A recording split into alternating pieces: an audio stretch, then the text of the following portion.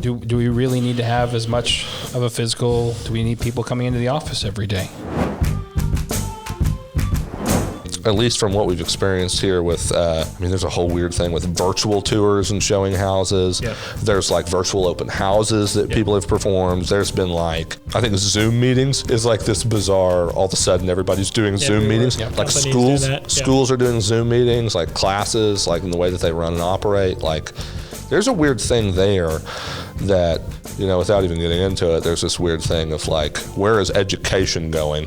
This is a different conversation when we get into just like student debt, the success rate of education in our country, like state, country, what does education look like that's good? And now all of a sudden we had this thing occur where you've literally forced hundreds of thousands, millions of children to actually go through something that is like, it's basically like online learning.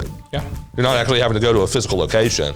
Yeah. It's just like, that's a weird experiment that we all just went through.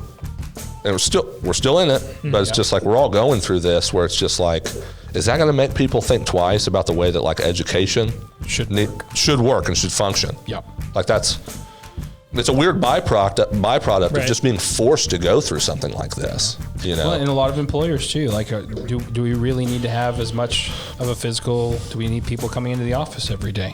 Does that really need to happen? Do you talk about expenses?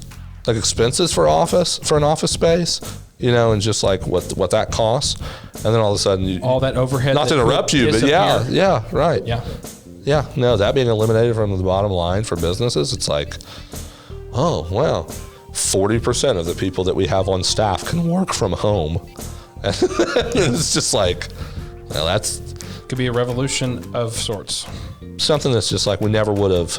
Like it's weird because it is actually embracing the internet at scale.